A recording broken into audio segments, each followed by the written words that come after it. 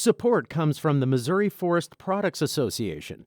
Missouri produces wood pallets, railroad ties, white oak barrels, hardwood floors, and more. Details on the variety of products made in the state are at choosewood.com.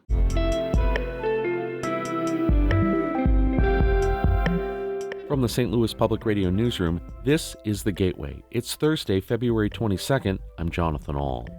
Six-time Grammy winner David Sanborn grew up in Kirkwood and built a career playing with giants of many different musical styles. That spirit of discovery for me, and I think that really comes from my early days in St. Louis. St. Louis Public Radio's Jeremy Goodwin speaks with Sanborn about the key to his eclectic output.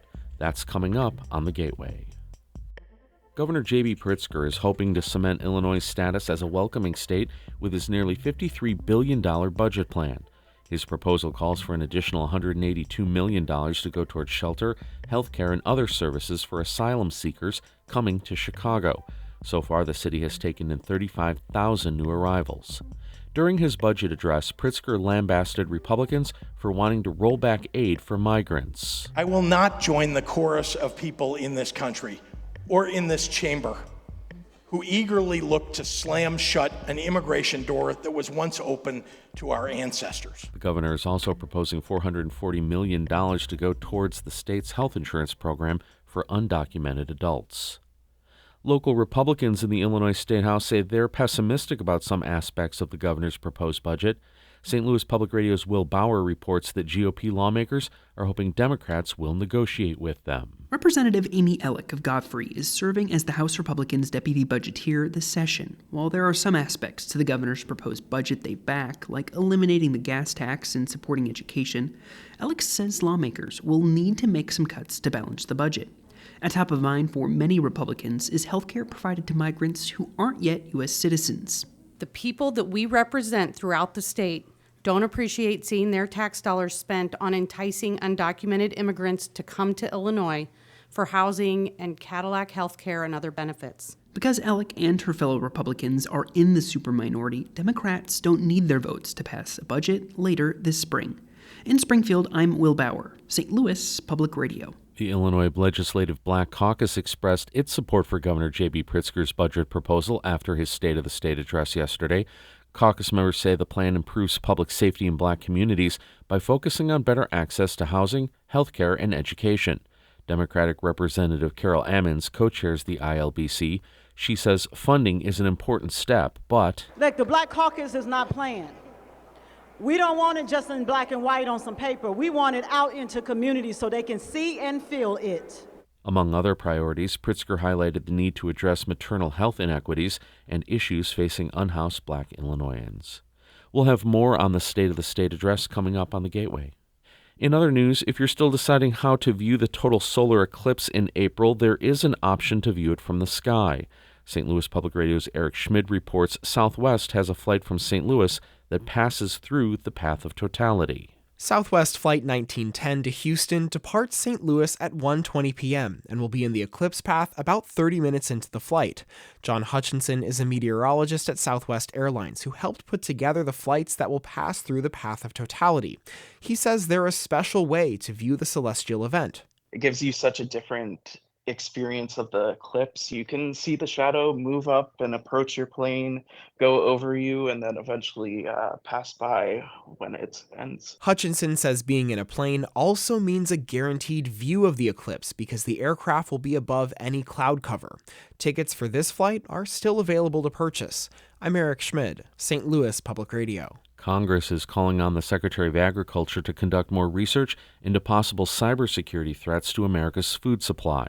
The Farm and Food Cybersecurity Act would also have the USDA identify ways to increase resilience to cyber threats on farms and manufacturing facilities. Congressman John Molinar, a Republican from Michigan and one of the co-sponsors of the House bill, says it's important because farmers have a lot of technically sophisticated equipment that could make them vulnerable to cyber attacks. Not to mention the supply chain, the transportation, all the communications that go on when it comes to our food and agriculture supply chain. Molinar says that food security is national security, and lawmakers from both sides of the aisle see eye to eye on getting these bills over the finish line.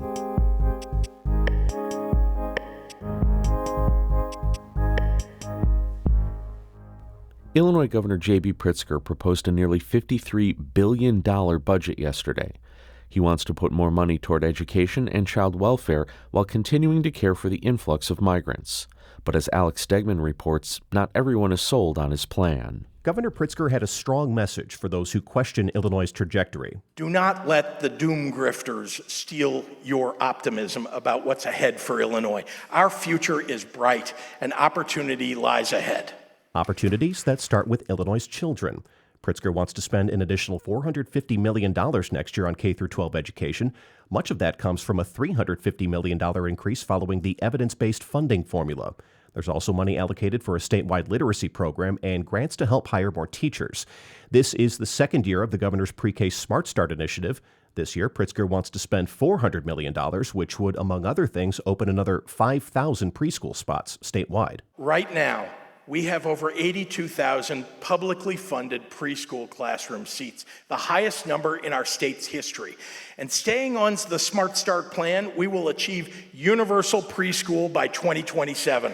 The governor also wants to spend $182 million from the Department of Human Services budget next year to help provide shelter, health care, and other services for migrants being sent to Chicago and the surrounding suburbs. Maybe some of you think that we should just say, this is not our problem, and that we should let the migrant families starve or freeze to death. But that's not what decent Midwesterners do. We didn't ask for this manufactured crisis, but we must deal with it all the same. Pritzker suggests spending $440 million on the programs offering health care to immigrant adults and seniors 42 or older, which is less than this year. Undocumented immigrants are eligible, not asylum seekers who are covered under federal programs. Republicans generally aren't supporting this plan, with many saying they don't want a budget that spends hundreds of millions on non-Illinois citizens. But they're more complimentary than usual. House Republican leader Tony McCombie says there are good things, like fully funding both education and this year's pension payment. But the bad part is that we're going to have $910 million in tax increases. The governor's office puts that number around $827 million. He didn't mention it in the speech, but Pritzker is proposing a 20% hike to the sports wagering tax from 15% to 35%. He also wants to cap certain corporate income tax benefits and limit benefits that discount retailers get.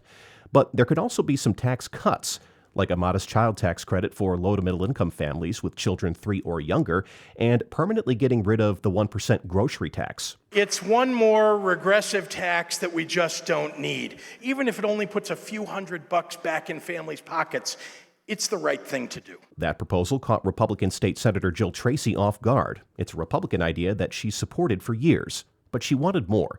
Perhaps property tax relief or reducing the gasoline tax. Somehow, she says, the budget keeps growing year after year. There was just a total focus of increasing this budget, the largest in Illinois history, why do we have to always have a budget that grows every year? As outlined with cuts and increases taken into account, the proposal for fiscal year 2025 spends $52.7 billion against expected revenue of $52.9 billion. But Pritzker's proposal won't be the final budget. Now, the next phase begins as lawmakers analyze the governor's plan and come up with ideas of their own. The goal is to present him a budget toward the end of May when they're scheduled to adjourn.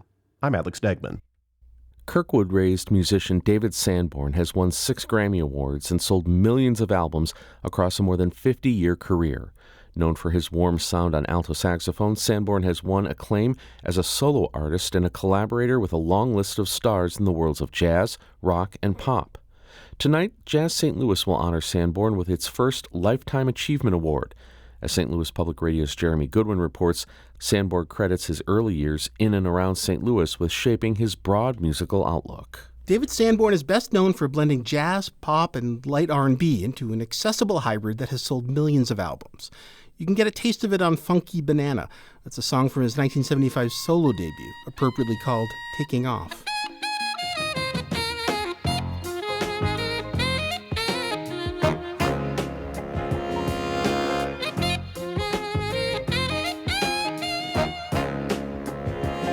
But before Sanborn truly took off, he got his taste for live music in a St. Louis social scene that doesn't exist anymore.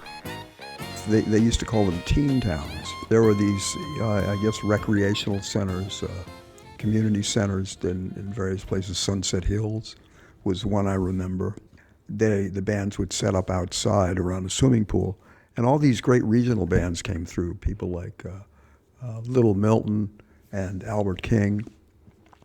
And my friend and I, we used to hang out, like at the front of the bandstand, just like completely hypnotized by this music.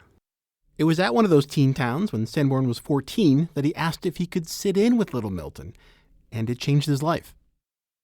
So they allowed me to get up stage and play these, with the horn section doing stuff like da-da, da-da, playing these horn parts. Not very complicated, but just to be in that situation and be with these musicians and just to feel the power of the music like that was, it was astonishing to me. From that moment on, it wasn't that I planned on being a musician, it's just that there was nothing else that I really wanted to do. It was like, I'm doing this. At 22, he joined the Paul Butterfield Blues Band and played Woodstock with them. Then he joined Stevie Wonder's band. It was just the beginning of his collaborations with musicians playing just about any style of music. His sax breaks are crucial to David Bowie's hit Young Americans.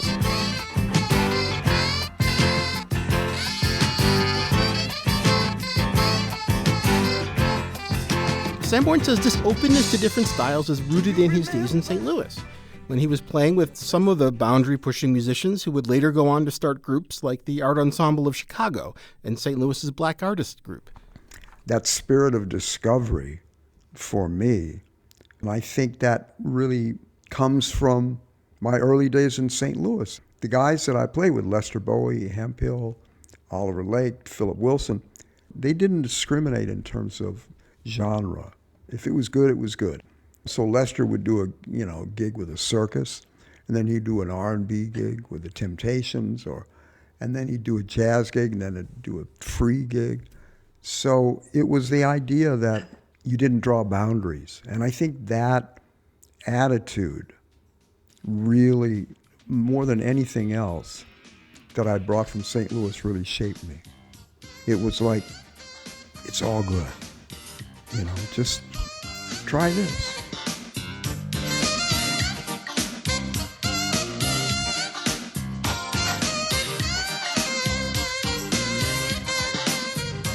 That was musician David Sanborn speaking with St. Louis Public Radio's Jeremy Goodwin.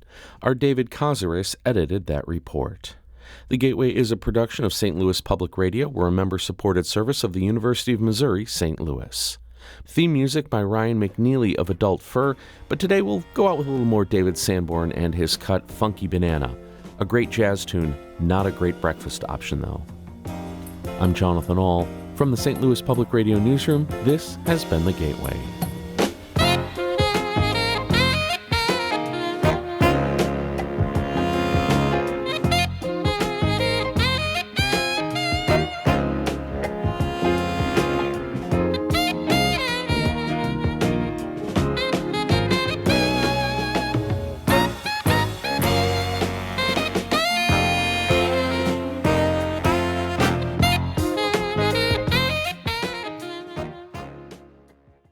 Support comes from the Missouri Forest Products Association, providing more than 41,000 jobs in the production of wood pallets, railroad ties, white oak barrels, hardwood floors, and more.